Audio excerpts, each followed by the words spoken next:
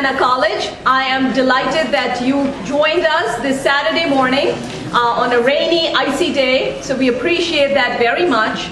I am Harina Lawrence. I'm the Provost and Dean at Augustana College.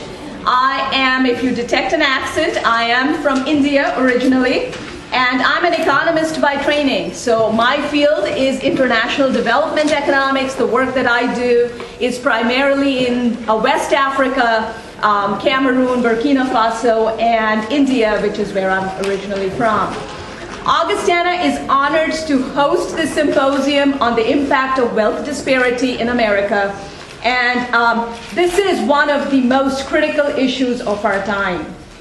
As a nation, over the last 35 or so years, we have made certain policy decisions that have set us on a particular course, the consequences of which are evident across the economy. If you look across the last 60, 70, 80 years, poverty rates were on a decline starting 1945 on, but 1980s that reversed. And now we are creeping back up where poverty rates are at 15%, and I'm not even going to talk about if that's an underestimate or not. You can make your own estimates of that. We know that there is significant correlation between low wages, poverty, and unemployment. Income inequality is at its worst since we started keeping records, with the top 2% earning 51% of the income and the bottom 20% 3% of the income. The wealth inequality, which is different than income, remember wealth looks at assets, is even worse, with the top 5% owning 62% of the nation's wealth and the bottom 40% 0.2. It's almost 0%. Income growth for the bottom quintile of the population has stagnated over this entire period of time, the last 36 years. So clearly we know one thing, trickle down has not worked as a policy. If we break these numbers by race and gender, the picture gets even worse. And it cannot be all explained away by educational attainment, individual preferences, free trade, and technological change, though all of those did have a role to play. It's clear to those of us who work on these issues, and without being bound by ideology, that there are larger structural issues and problems at play here that have altogether compounded the problems mentioned above. We simply cannot blame those who are at the bottom quintile of the income distribution for their condition, rationalizing our lack of attention and a cavalier attitude with derision because of their supposed lack of aspiration, their poor work ethic, or their bad planning. A heart attack with no health insurance is not bad planning. Today, we have the opportunity to learn more about how wealth and income disparity and the resulting poverty and lack of opportunities and access to basic needs impacts our community. I am again grateful that you're here today. The thing that I'm really worried about right now as I look across this is how many people under the age of 50 are here today? Thank you. If I would go under the age of 40, there's a handful. Where is the next generation that's going to be that will be solving this problem? Probably sleeping right now. Maybe we should have done this at 12 o'clock. But that worries me, right? Who's going to be taking this charge? Who's going to be fighting this battle? Who's going to make these policy changes? Who's going to be lobbying? Who's going to be fighting for this cause? We're all going to get old and tired. And many of you I know are old, are getting tired. Not old, but tired. But it really is an issue of our times, and we really need to be starting having these conversations with our students, with the next generation, because they have to be fighting this fight, because the status quo is not working. We know that the system is set up to keep the status quo the way it is. The wealth disparity will continue. The gap will keep on increasing unless we make specific policy interventions to change. So I hope this energizes us, it mobilizes us, and we can engage the next generation to be part of this solution. Thank you.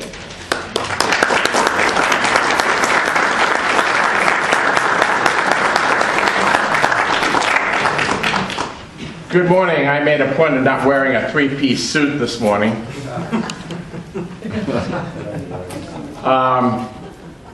Fortunately, I made it to the laundromat, and I was in a place where I could take a shower this morning.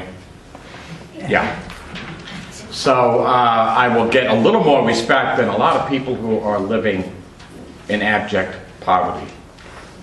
I'm delighted to see folks here, and I would say that I hope this will be the beginning of efforts in the Quad Cities to lift our neighbors up out of poverty, because we're being robbed of essential human resources. You know, it takes some skill to figure out what you're going to eat and where you're going to eat next, to find a place so that you have a roof over your head.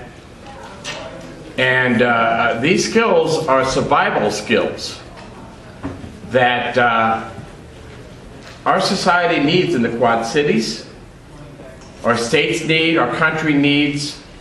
We need these people. We need to free up people so that we can do greater things. And there's a lot in it for us. I mean, this is not just, today is not just about feeling good about understanding poverty issues. Our hope is that today this will be the beginning of people coming together in the Quad Cities to lift our neighbors out of poverty. I spent some time last night putting this together. Please read both sides. There are some ideas here. And I hope that you all will get involved, okay? Because we need you, and our area needs you. There are some good people out there. You have some tickets for the breakout sessions. They're different colors. And after David gets done speaking, you'll be informed as to where the breakout sessions will be. Participate. All of these sessions, I expect, will be videotaped, and they will be available along with David's keynote speech on a channel on the internet. And of course, you're not going to find out what's happening forward. You're not going to find out where this information is, because you can't be in all the breakout sessions all at the same time, unless you've got some skills I don't have. But you'll be able to see what the discussion was, and then we're going to come together afterwards, and there'll be a roundtable discussion as to what happened in the breakout sessions and some of the things that came to light. So at this point, I'd like to introduce you to Channel 4's, TV4's Emily Scarlett, who is our moderator and much more skillful at doing things like this than I am. Thank you, Emily.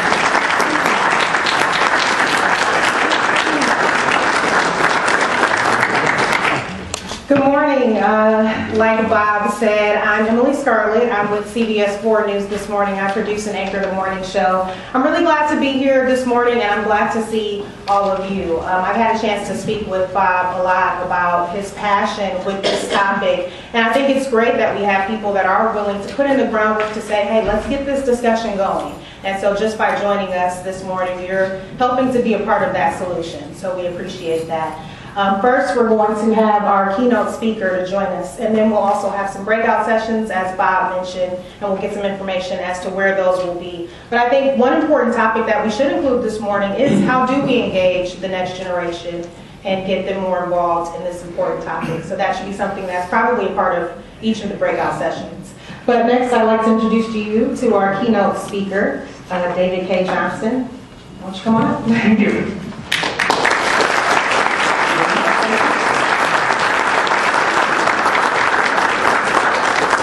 Well, good morning, and thank you all for coming out today. What I want to do is set up for you some understanding of these issues so we can talk about how to get to changing them. And I'm going to show you we can change this. We should not despair. It's not easy, but we can change it. I'm the guy, the journalist who 20 years ago started putting inequality on the national agenda when I was at the New York Times. One of the proudest emails I ever got in my life came in the mid-2000s when somebody sent me a poll that said, for the first time, people in New England believe that the government is favoring the well-to-do. And it said, this is your fault, and I'll take credit for it. This is a book that I put out this year a labor of love, not money, in which 44 contributors from Plutarch and President Obama and Elizabeth Warren to Joe Stiglitz and Paul Krugman donated their material to provide a primer for people to understand that inequality is not just about incomes. It is about a whole facet of things: how law enforcement works, how education works, how our food distribution system works, who does and doesn't have health care. And this will give you in bite-sized pieces a very good understanding, if you read it, of what the fundamental issues are. But I want to go through some of the stuff I have turned up in my work. Now, I'm an investigative reporter. I'm, in fact, the immediate past president of Investigative Reporters and Editors, which has 5,000 members. It's not investigative reporting that's dying in America, it's beat reporting, routine coverage of government. I started out as a journalist when I was 17 years old, and at 18 I was recruited to become a reporter, one of the biggest papers in the country, and they hired me at 19. The San Jose Mercury, and I later reported for the Detroit Free Press, the Los Angeles Times, the Philadelphia Inquirer, and 13 years at the New York Times, where I won a Pulitzer Prize for my coverage of tax policy.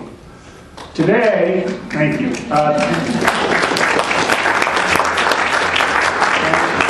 For the last 6 years, although I am not a lawyer, in fact, I'm not a college graduate, although I have plenty more credits than needed for a college degree.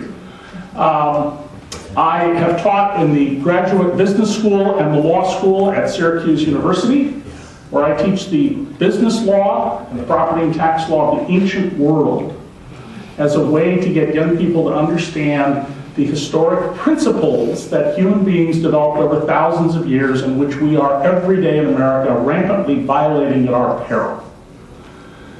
I also write a weekly column for Al Jazeera America, and every week we have news in it that you will not find elsewhere, including something I'll mention later that was news I broke yesterday.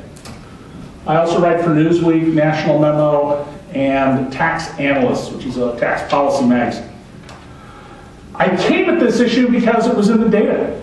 I began to see in the early 1990s, before I came to the New York Times, that inequality was going to be an issue because of the structure of what we'd set up. I suspected this would happen when we elected Ronald Reagan, but it took a while for the data to really be persuasive. And in fact, in the first 2 years I worked at the New York Times, the editors got lots of complaints of, who is this crazy person who doesn't know what he's doing?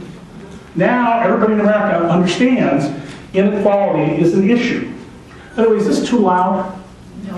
Okay, all right. So, inequality didn't happen, it was created. In fact, we chose this by the people we elect, because we elect the people who make the rules in this, the second American Republic. Now, this is the American income pie in 2000. What happened to did I skip over? Okay. In 2011, the top 10% of Americans got about half the pie. All right? When we get the data for this year, it will be a little worse than that, but it'll take a couple of years until we get it. But I want you to see this slice of what's changed. 1980 was the end of the New Deal and the beginning of the era of Reaganism. And the top 10th of 1% of Americans, that's 1 in 1,000, got roughly every 33rd dollar in the economy. And look, by 2011, they were at 9.4%. In fact, they're now, because we just got the data and I haven't been able to update it, 2012, they're now at 11%. In fact, the bottom 1/10 of 1% have roughly the same income as the bottom 140 million Americans. And the top 10th of 1% starts at about $2 million a year of income. And it has a flaw to it. It doesn't count the super, super rich, because Congress allows certain people to earn income and pay their taxes in the distant future. If you are a hedge fund manager and make $1 billion a year, as about a dozen of them do year after year after year, if you are a private equity fund manager like Mitt Romney, who was the sole owner of Bain Capital Company, you can defer all your earnings back into your firm. And as long as the firm keeps operating, you can continue that deferral, even if it lasts for decades. And your money will grow tax-free. And to the government, you will appear to be a pauper. If you are the McCourts who used to own the Los Angeles Dodgers, you can pay no income taxes year after year after year because you report no income and you just borrow against the assets of the Dodgers. In 2012, the top 1% of the slot, there it is, I do have that one up here now. They're at 11.3% of the income. That's every ninth dollar. They've gone from every 33rd dollar to every ninth dollar, which means there's a lot less for the rest of us because the pie hasn't grown that much. And the bottom 99% of us, 99.9% of us, now have to get by on 88.7% of the income.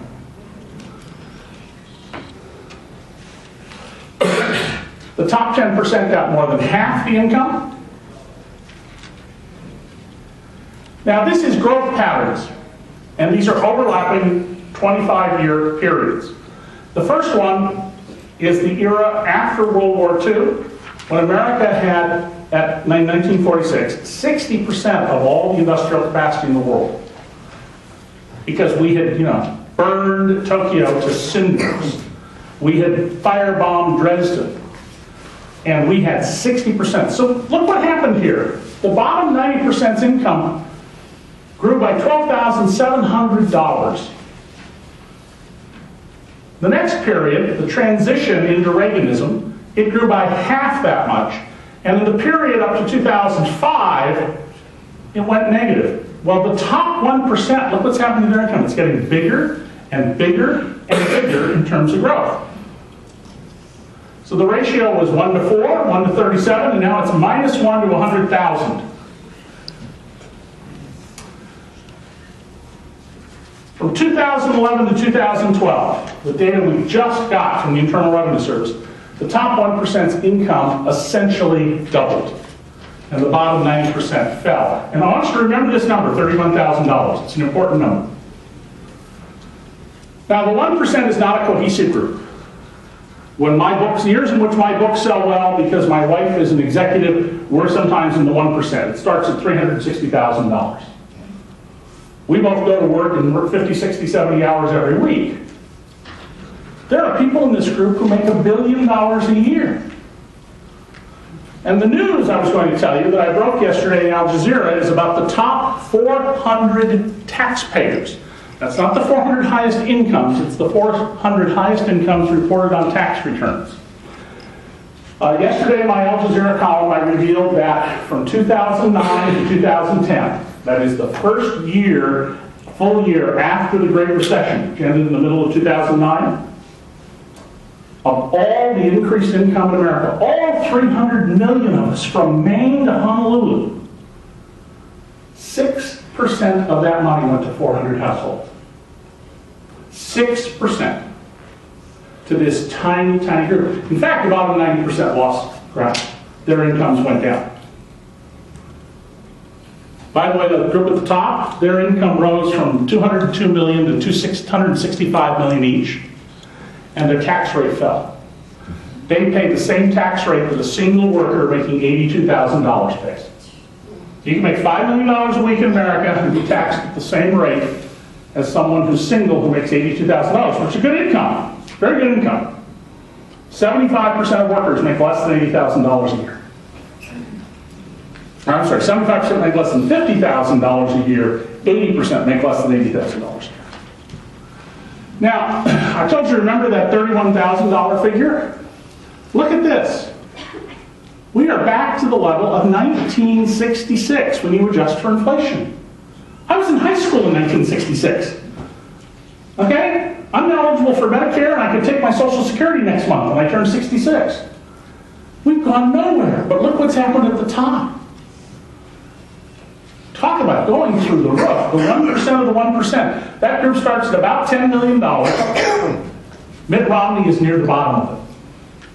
Mitt Romney's fortune, at least as he disclosed it during the presidential campaign, his fortune is smaller than the annual incomes of the top 400 taxpayers, who are not the same group of people, by the way.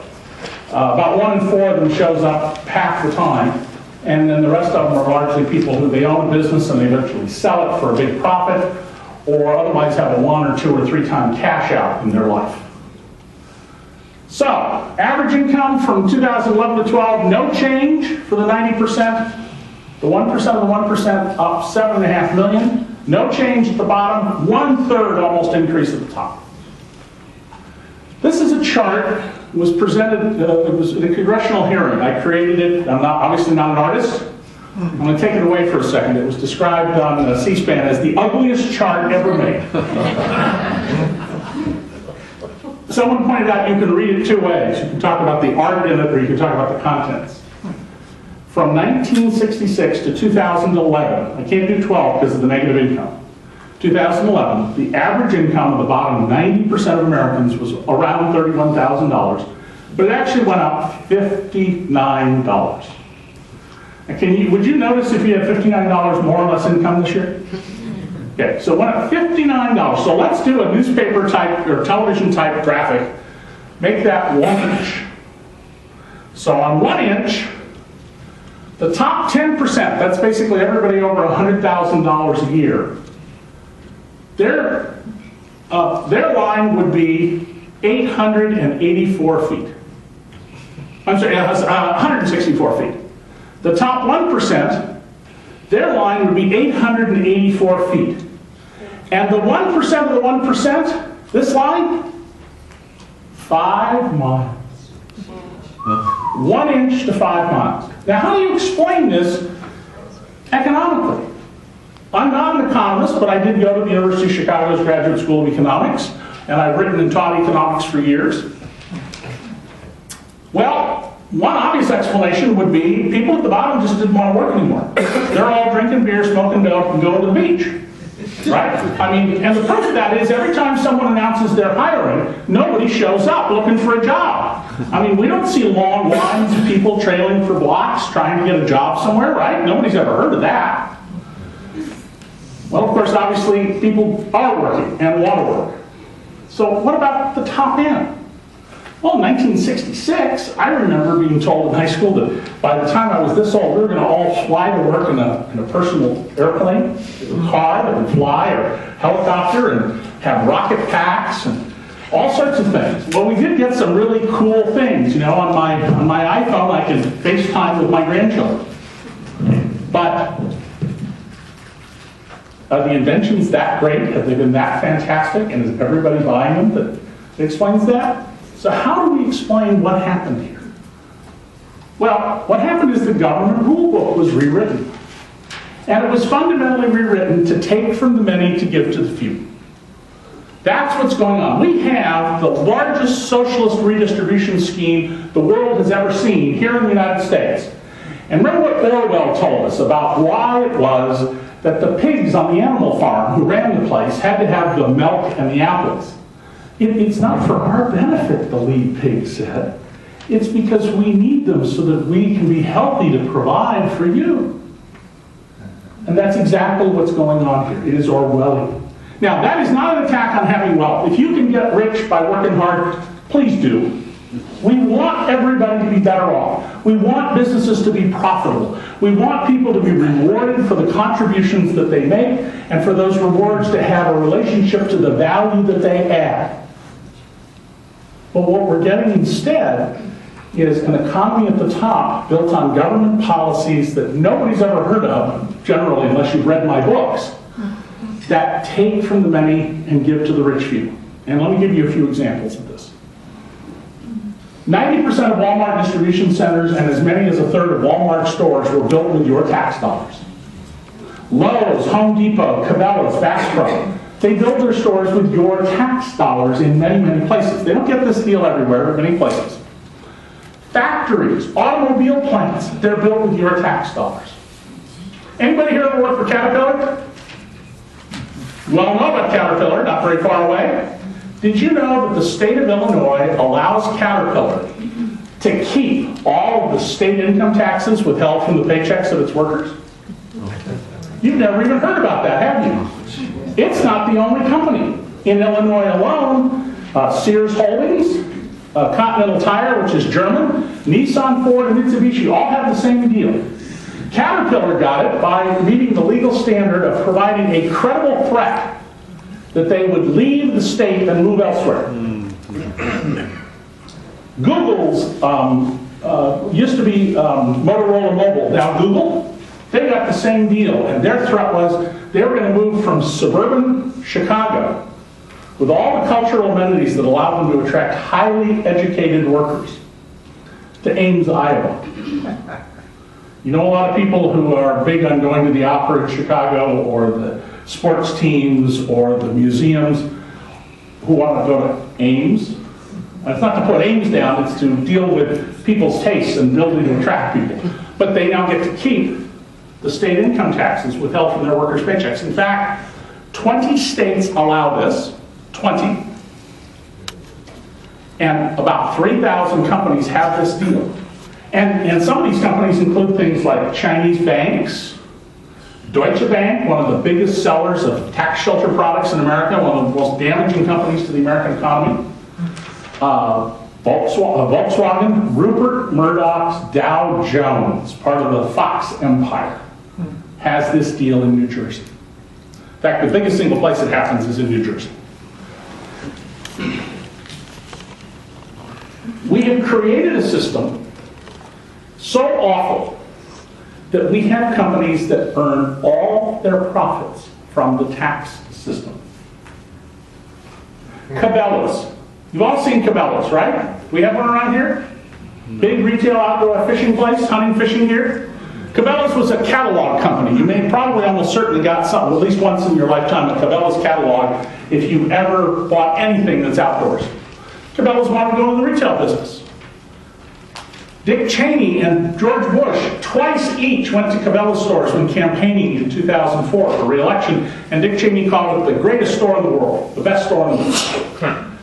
Well, Cabela's builds its stores the way many other companies do. They go to the local government and they say, we'd like to put a store on this piece of land, so we want you to use your eminent domain authority as a government, declare this land blighted, force the owner off his land, and while the Constitution says you will receive just compensation for the taking of your property, what the historic record shows very clearly is just compensation means deeply discounted. People often get 15 or 25% of what their land is worth. They may, by the way, sometimes just go buy the land on their own because it's readily available for sale. Then the local government sells bonds. The bonds pay for purchasing the land, making the parking lot, putting up the building. Those bonds, how are they repaid? When you go to the checkout and you pay sales tax, the store keeps the sales tax to pay for the bonds, to pay for the store it's in. Now imagine that you're competing, that you own your name hunting and fishing store across the street. How long do you think your business is going to last? And in my book, Free Lunch, I tell the story about the little town of Hamburg, Pennsylvania, 4,500 people. They gave Cabela's enough money that they could have bought every family in town a brand new 6-cylinder Honda Accord with leather seats and a premium sound system. And they drove out of business Jim Weeknecht's local hunting and fishing store, which, by the way, sold its rifles and bows and fishing equipment at lower prices than Cabela's. This is going on all across America. I'll give you a far worse example. How many of you use natural gas in your kitchen? How many of you drive a car with gasoline or diesel? Well, every time you turn on the stove to boil water for coffee or you put gas in your car, embedded in the cost you have to pay is the pipeline cost, right? The oil or the gasoline at some point was moved through a pipeline. Pipelines are legal monopolies. They are utilities, just like electric companies and water companies that are privately owned. That means they have to get from you, the customers, the taxes that they owe. But because they're utilities, they actually get what's called the grossed up tax. So when the corporate income tax is 35%, if government regulators say, reasonably, this pipeline should make $1 billion profit this year, they have to give them $350 million to pay the tax.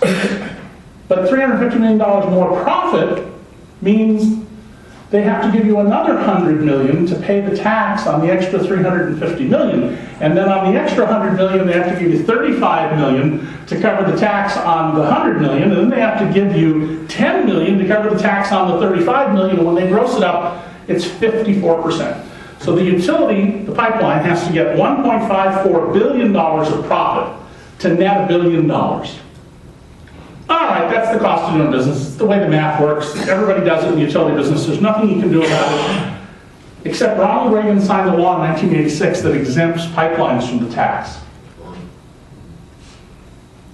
You're paying a tax every day that doesn't exist. And by regulation, not by statute, by regulation, the Bush administration requires you to pay this tax. You didn't used to have to pay it. But the second royal man of the White House, his team saw to it, you have to pay this tax through a regulation. You all heard of this regulation, right? I mean, President Bush, he's mostly known for raising taxes, right? We all know that his administration imposed a tax that doesn't exist on everybody, right? Guess you haven't read my books.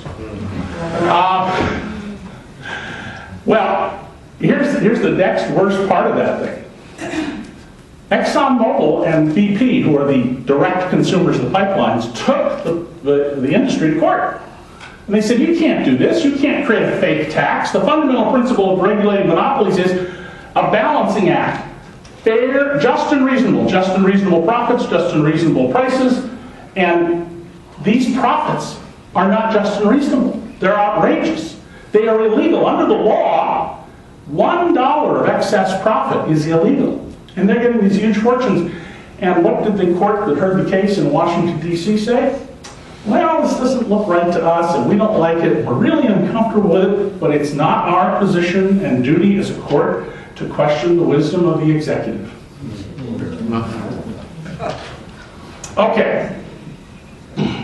This tax makes 175 pipelines, by my count, about $3.4 billion a year. Now, I want to see if I can get a movement going to stop this tax. If you get a penny a day from everybody in America, at the end of the year, you'll have $1.1 billion. So under this tax, we're all paying 3 cents a day. If you got a family of 4, you're paying 12 cents a day. How many are going to sign up to fight the 3-cent ripoff? Yeah, give me the point. But 3 cents here, and $1 a day from the cable companies, and $1 from somebody else over here through regulations you've never heard of, and pretty soon you're not looking so good in your wallet. And there are thousands of these things that have been built into the law because of our campaign finance system, and because our news media is too busy covering controversies instead of policy. There is a perception in the news business that people don't care about policy. The last investigative project I did for the New York Times before I retired in 2006 and 2007 was about electricity pricing. And I literally had to just put my foot down and say, you're going to let me do this. And because I had my Pulitzer, the newsroom operates in a way that I had to pay a price for it, but I could do it.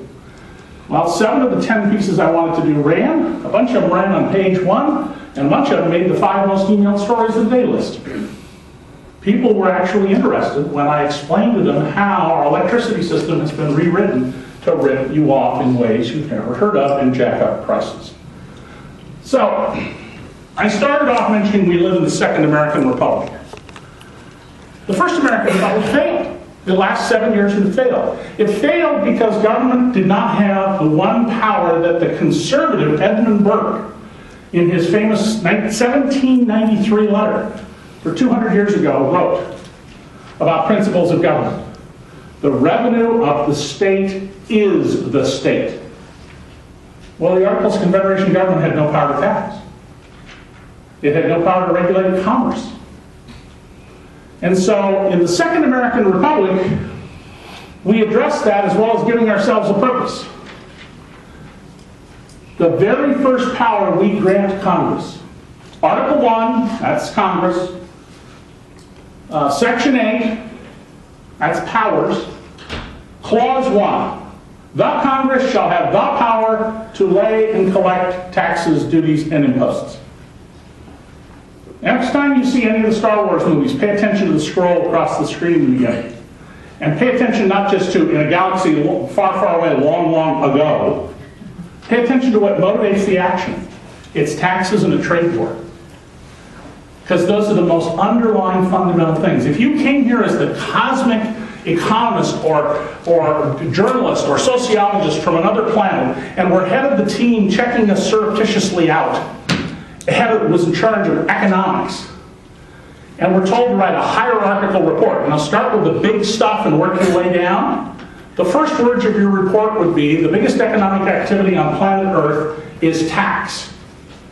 It's around 35 to 40% of all the economic activity on the planet. These people are really like tax. And we do, right? We just love taxes. We love to pay taxes. We've been taught to hate taxes. We've been told taxes are our enemy. In fact, taxes can be our friend. Taxes can destroy. But a properly designed tax system will make us richer, because what it will do is it will finance the public goods and services, the commonwealth that is required for private wealth. If you don't have highways, how are you going to move your goods? How's the orange grower in Texas and the broccoli farmer in California going to get his crops to market without the interstate highway system? How is Holiday Inns and all the other hotels by the Cloverleaf interchanges going to get customers that people can't travel? How is anybody going to build wonderful devices and design them like this if we don't have public spending to teach math and chemistry and physics and a whole host of other fields that all go into modern, complex economies? How are we going to have tranquility, a society that gets along, if we don't have a civil justice system that is enough judges to hear the cases, and a criminal justice system that actually separates the actually innocent from people who go to prison? I mean, look how often we see in the news another person's been freed from prison after, as two guys were yesterday, 40 years or 30 years, who didn't commit the crime, which also means, by the way, that the criminal is still out there. The person we should have gotten is still out there, but it's too expensive. We can't afford to have more of this. We can't afford labs to do rape kits. My goodness, that's just too much of a burden on the taxpayer. And here's how thoroughly this inculcates our society. In March of 2004, a year after the invasion of Iraq, I was at a congressional hearing in Washington on oversight of the Internal Revenue Service. The richest man in Congress was the chairman of the committee. And when the time came for the IRS Oversight Board to appear, this is a board Congress had created just a few years earlier to make sure that business and professional people were looking over the IRS and looking out for the taxpayer. Amo Houghton, Congressman Amo Houghton of New York, did this. And turned his back and didn't want to hear what they had to say and told them they had 3 minutes. Well, the executive who delivered her talk took 5. But she wasn't able to get to something on page 190 plus of their 200-page report to Congress. And it was very revealing about what's going on in our country. We were spending a fortune on this war in Iraq. In fact, we now know that it costs $1 million a soldier a year. Currently. Not for the life of the soldiers, but for the time each year, on the spot of that year. $1 million a soldier a year. Well, we never know what the federal agencies ask for in their budget. We only know what the president proposes in his budget. With this one exception in history. The Oversight Board revealed that the IRS had asked for $12 million extra. $12 million to go after Osama bin Laden's money. The people who look for terrorist finance are IRS agents. And they had a $24 million budget, and they said, we think we can do a lot more if we could get our budget raised to $36 million.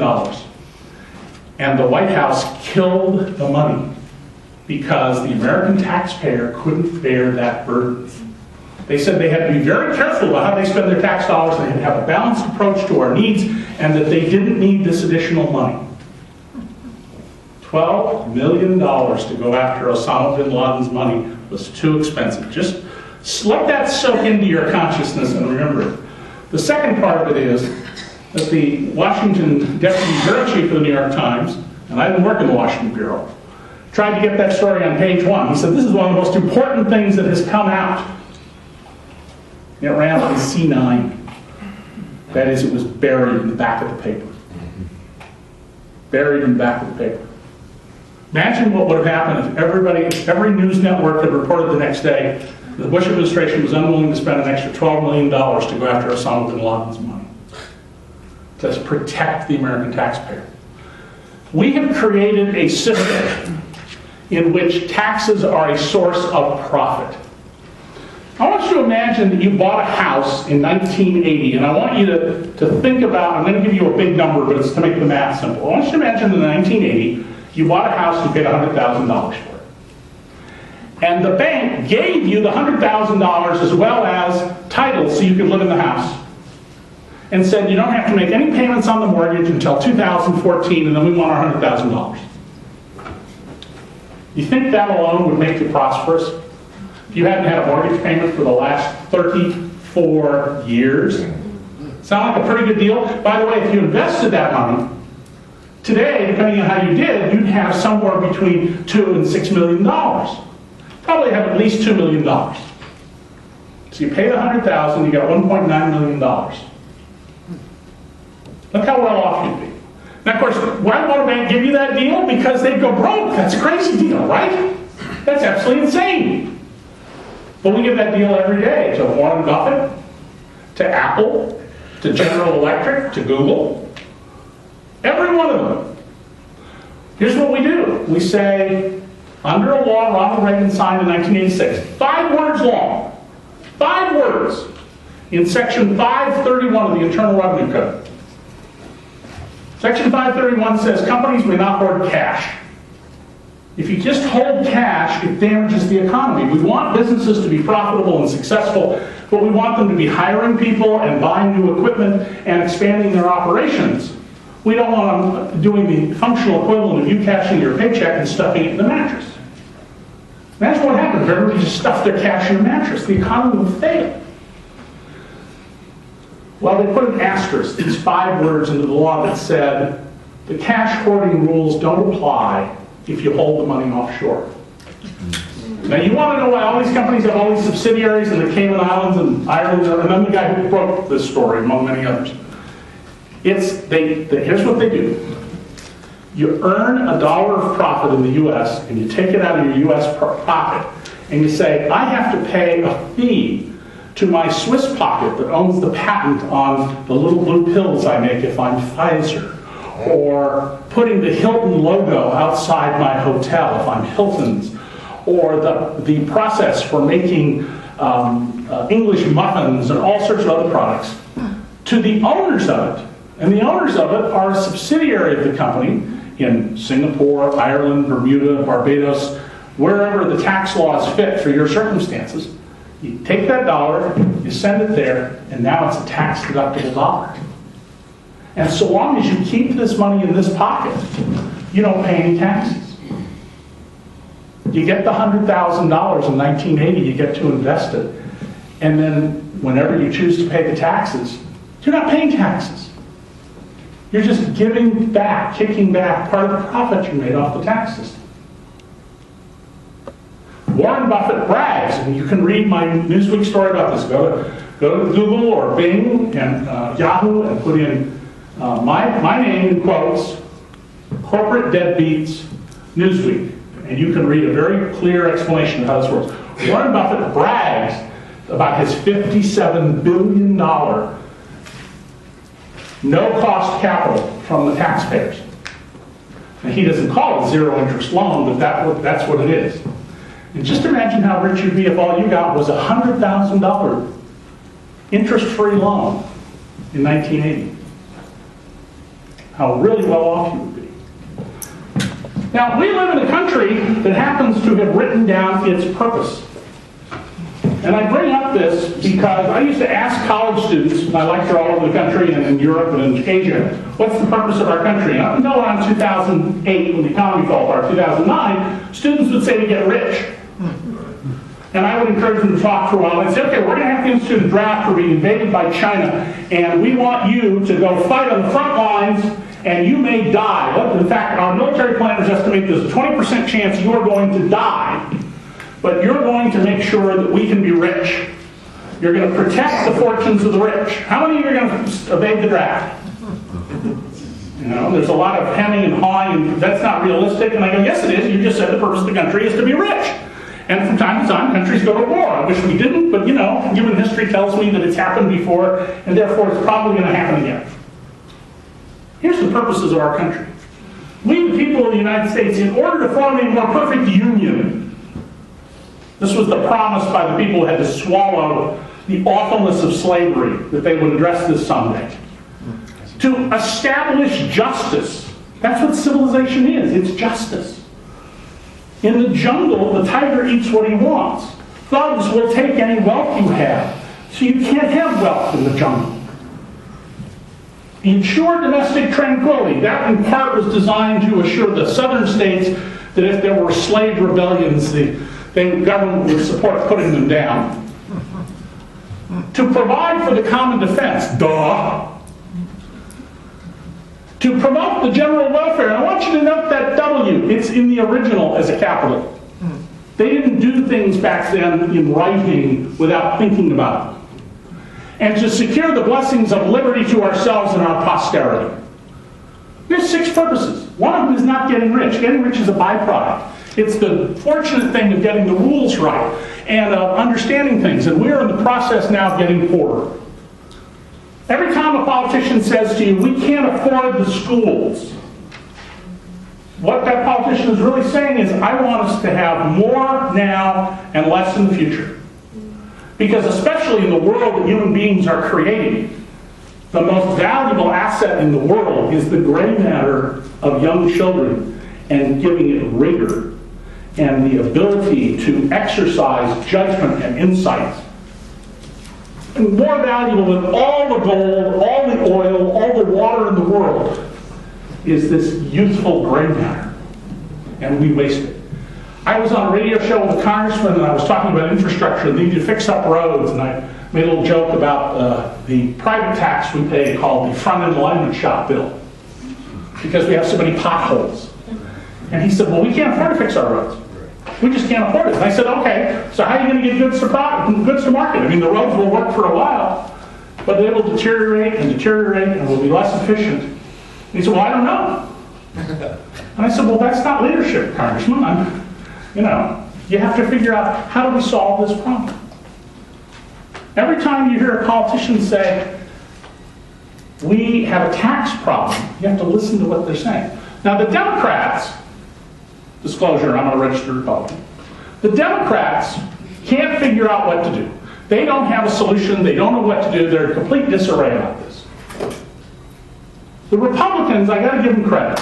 They have defined what they say is our major economic problem, and they have a solution. And if you listen to what they say, they're quite clear about it. Just as clear as Ronald Reagan actually was in 1980 when he basically said, I want to lower taxes on the rich so they can spend more money enjoying themselves. Not, I want to change the tax system so we get more investment for more jobs. He said he wanted those people who were business owners to enjoy the fruits of their enterprise. And they do today. Instead of owning a little private airplane with one engine, look at all the people who own personal jumbo jets. Sheldon Adelson, the casino mogul, he has 2 personal 747s. And in my book, The Fine Print, I disclosed that one of them is outfitted for skateboarding in the sky by his youngest heirs. So the Republicans, if you listen carefully, what they're saying is, the rich don't have nearly enough. They don't have enough to create jobs. They don't have enough to invest. And that's why we're not seeing job growth and job creation. They need more. That's the problem. The rich need more and they don't have enough. And they have a solution. And their solution is plain as day. It's right in the Ryan budget that's been passed several times by Congress. Take from the poor, take from the sick, take from the elderly, take from the disabled, and take from children. And give it to the rich, and everything will work out.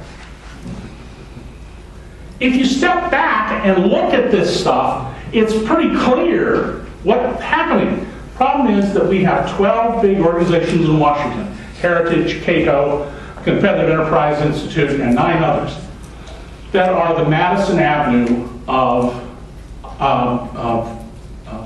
right-wing help for the rich, welfare for the riches philosophy. They are just like, when I was a young man, we were told, a little dab will do you. If you buy Brill Cream, girls will be all over you. What a stupid, silly idea, right? When my oldest son was at college age, there were these ads for the Swedish bikini team. Pop open this can of beer and these girls appeared, right? Absolute nonsense. nonsense. You know what? Sold a lot of real cream, sold a lot of beer. Advertising works. And there's a reason you advertise again and again and again and again with the same or very similar message, to be on message. And that's the lesson of these big ideological marketing organizations in Washington. It's to find a way to package this ideology so it sounds like it's good for you. It's not good for you. It's devastating for you. It is so devastating that I firmly believe that if we do not get off this track, this is not going to happen tomorrow. It probably won't happen in my lifetime. But sooner or later, what will happen is we will live in a world where high school students will sit down in history class and open up a textbook with a chapter that will begin with these words. The United States of America was. Now, how do we solve this problem? How do we make sure that they say the United States of America is? We have to work at it. We got rid of slavery. 638,000 people died, including 40,000 black Americans, but we got rid of slavery. We got women back the right to vote. We got child labor laws. 110, 120 years ago, the Jerry Falwells of the day went around giving lectures saying and telling parishioners, it is God's plan that these little children work in the factories, and those of you who favor these child labor laws are nothing more than the agents of the devil. We got those laws. We got union laws, though they've been vitiated. We got quite good environmental laws under a Republican president, Richard Nixon. We have the votes, but we got to be organized. You've got to go to the polls. You've got to get people to the polls. It's very cheap to find people, to get them registered, to drive them to the polls, to call on the phone and make sure they vote, compared to the costs of television advertising. And there's no way that ordinary people can keep up with the money that the super rich can throw at television advertising. But it is inconsequential in its significance to sway voters. It moves about 2% of voters, a whole variety of studies by political scientists show. In most elections, about 2%. If people know nothing about an election, it can have a big influence. But when there are either known issues or known people, the 2% group that you're fighting over, how much more efficient to knock on doors, dial, oh boy, am I showing my age, call on the telephone, and get people to the polls. Hire people to drive people to the polls. All right? So, don't despair. Go to work. Pick an issue. If Elizabeth Cady Stanton, who had 8 children, and Susan B. Anthony had said, we have to address every social issue of the late 1800s, late 19th century, women would still be waiting to vote. Pick something and make change. Affect change. You can affect change. I have written stories that have resulted in saving taxpayers, by Congress's count, over $250 billion just in the first 10 years. The Oregon legislature implemented a law to stop a huge tax ripoff that Warren Buffett got undone, but it took Warren Buffett 8 years to undo that law so he could go back to collecting taxes he didn't have to turn over to the government. You can get things done, but don't grouse about it. Work on it. Organize. Put time into it so that we can change the country. And the principal things I would argue we need to get back are a progressive tax system. The story I broke yesterday about the tax rates of people at the top, remember their tax rates fell. Their incomes went up a third, from 200 million to 265 million, and their tax burden fell. Went from almost 20% to 18%. More you gain, the greater the burden you should bear, because it was the society that made it possible for you to be wealthy. We want you to be wealthy, but we also want you to proportionately pay for the benefits you get for living in America. Second, we got to get back to unions. Unions are market economics.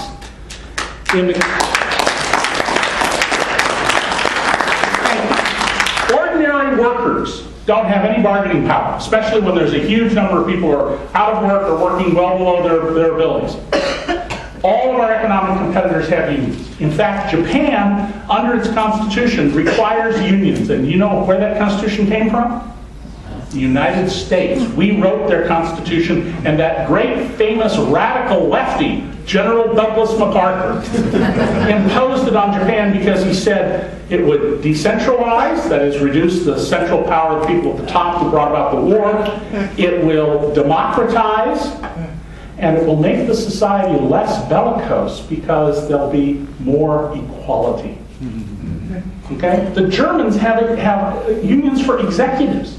Not the very, very top ones, but all the executives down in here, they all belong to unions.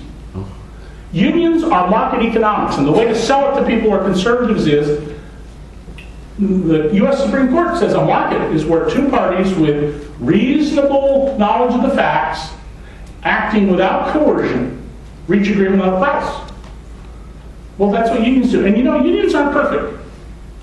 I'll acknowledge that we've had a long history of problems with unions because we didn't enforce laws and we allowed rules that were bad. But gee, corporations, they're perfect. I mean, nobody ever heard of a corporation machine gunning women and children in Colorado, as happened in 1905, or beating up, hiring Pinkerton guards to beat striking auto workers.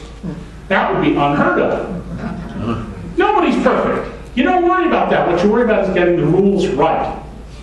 And thirdly, we need to address these quote-unquote free trade agreements, which are really protectionist agreements for the big companies already in position, like the Trans-Pacific Partnership. And if you haven't heard about it, there's a handful of us who've written about it. Bill Moyers has done stuff about it.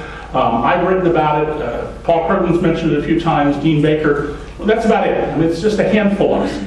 And the proposed transatlantic agreement. But these are not trade agreements in the sense of removing barriers. They create barriers to protect profits. So in the sessions we're going to go into right now, I hope that what people will do is think seriously about moving to action. Think about how do we organize people to achieve those 6 purposes of our Constitution up here. How do we act like Americans? Because we can solve any problem we have. We just have to do the work. Thank you.